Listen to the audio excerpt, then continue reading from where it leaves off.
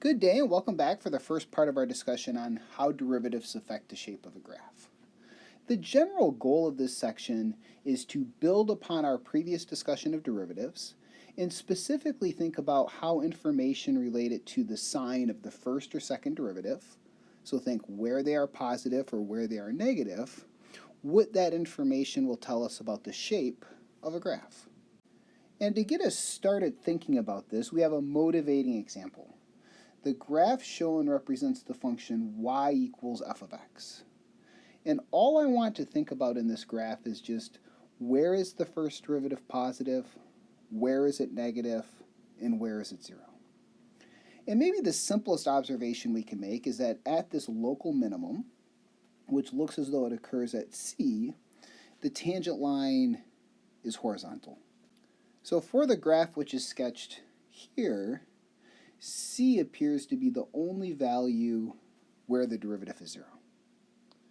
And then furthermore, I want to note that if I pick any value to the right of C, it does not matter which one I choose.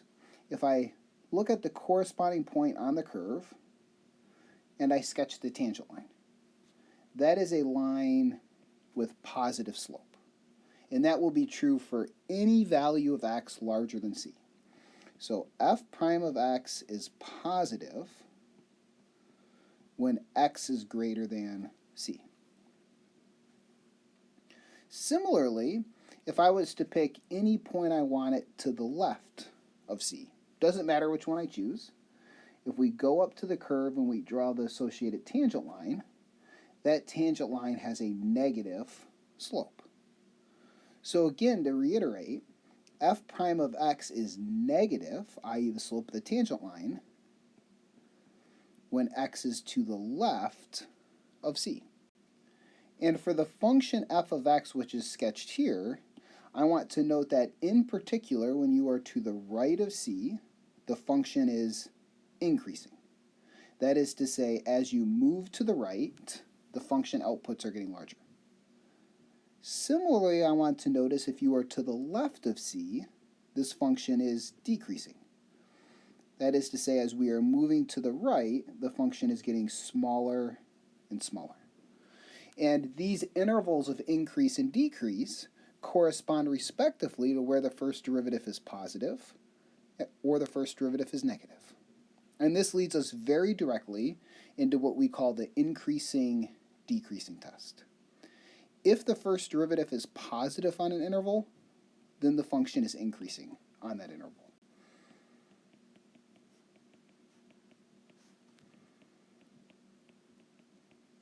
Similarly, if the first derivative is negative on the interval, then the function will be decreasing on that interval.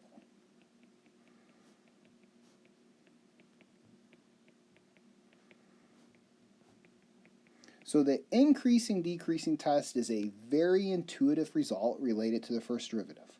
Positive first derivative indicates a function is decreasing. A negative first derivative indicates that the function is decreasing. A typical example that we will now encounter is for a given function. In this case, it's say x to the fourth minus 2x squared plus 3. Can we determine the intervals of increase and decrease? That is, where is the first derivative positive and where is the first derivative negative? And what that indicates is we need to find the first derivative. And differentiating f gives us the function f prime of x is equal to 4x cubed minus 4x. And what we would like to know about f prime, where is it positive, where is it negative? And in order to figure out where a function is positive, negative, we first are going to determine where is it equal to 0. Because once we can determine those zeros of the function, in between the zeros, the function is going to be entirely positive or entirely negative. So in this case, we can factor out a 4x, and we're left over with an x squared minus 1. So we have 4x, and this is a difference of squares, so think x plus 1, x minus 1. So this polynomial has 3 critical points. And those critical points are 0 and plus or minus 1. So the first step towards determining the intervals of increase and decrease is going to be determining the critical points. And what I'm going to do is sketch a number line. And on that number line, I'm going to indicate the critical points. So 0, -1, +1. And we are going to use this number line to help us determine the intervals where f prime is positive or negative. And how we are able to do this is we've indicated precisely where we know the function f prime is equal to 0. So in between those zeros, f prime is going to be entirely positive or entirely negative. So we're going to think of this as being a sign chart for f prime. And we need to know a little bit of information. The possible intervals, along with a test point in each interval, because one point will determine what will happen in the interval, and then the sign of f prime. And the possible intervals are the 4 that we see above. -∞ to -1, -1 to 0, 0 to 1, and 1 to infinity. And if we look at the interval from -∞ to -1, we want to pick just the easiest possible point that we could work with. For example, -2. And what we want to know is the sign of f prime at -2. And looking back at our original formula for f prime, when we substitute in, we will have 4 times -2 cubed minus 4 times -2. So in this case, this would be -4 times 8 plus 8. And we could write down precisely what number this is, but that's not the important part. The important part is that it's negative. And because f prime is negative at -2, it's going to be negative at every point in that interval. So I'm going to put negatives over it. And this game was so much fun, we're going to play it 3 more times. Choose any point you want between -1 and 0. I think the simplest might be -1/2. Substitute that into f prime. So that would be 4 times -1/2 cubed minus 4 times -1/2. So we end up with -4/8 or -1/2 plus 2. And note that quantity will be positive. So from -1 to 0, f prime is positive. And then we keep going. From 0 to 1, a number in that interval would be 1/2. F prime of positive 1/2 is going to be 4 times 1/2 cubed minus 4 times 1/2. That is 4/8 or 1/2 minus 2, which is negative. So on the interval from 0 to 1, we know f prime is negative at 1/2, so it's negative at every single point in that interval. So all we have to do to determine what happens in a given interval is test what happens at a single point. And finally, on the interval from 1 to infinity, let's choose the point 2. And remember, you could choose any point you want. I'm choosing that one purely for convenience. F prime of 2 is 4 times 2 cubed minus 4 times 2. So 4 times 8 minus 8 is positive. So on the interval from 1 to infinity, the first derivative is positive. And now that we've completed our sign chart for f prime, we know precisely where f prime is positive or negative, which means we know precisely where the function f is increasing and decreasing. And the final part is we need to summarize.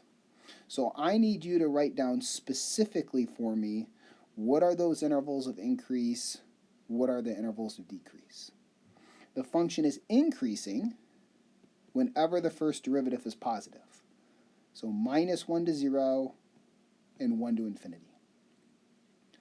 The function is decreasing when f prime is negative. minus infinity to minus 1, and 0 to 1. And then we circle it. A common error that I see is doing all of this hard work but not summarizing your solution.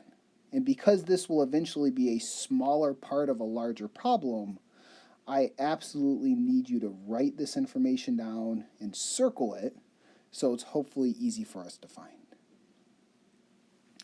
Now, another natural question that you might be wondering is we have these critical points at minus 1, 0, and 1. Will those critical points be maximums or minimums? And let me give you some intuition, and then we'll state this a bit more rigorously. If you were to think roughly, what does the graph of the function look like at minus 1? You're decreasing to the left, and then you're increasing. So at minus 1, will your function have a local max or a local min? Now I'm going to write this down as a guess for now, but when we get to our next page, we'll have an actual test that will tell us this is exactly the case. So our guess is that there will be a local minimum at x equals minus 1. And let's just continue to build off this intuition. At 0, your function is going from increasing to decreasing. So that looks as though the behavior should be a local maximum.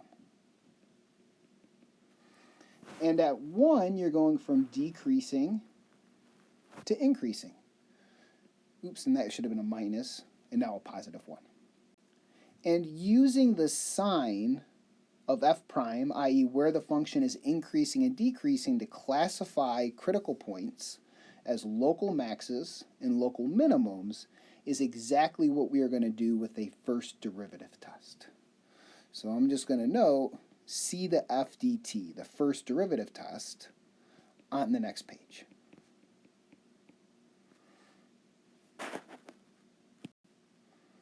So as we indicated in our previous example, the first derivative test can be used to determine if a critical point is a local maximum, a local minimum, or neither. And it really has 3 parts, but it's all based upon our previous intuition. So if c is a critical point of the function f, there's 3 possibilities. If f prime changes from positive to negative at c, and remember what the sign of f prime tells us. The function is going from increasing to decreasing at c. So if I indicate that in our first graph, if we're going from increasing to decreasing, the picture is telling the complete story. Then f has a local max at x equals c.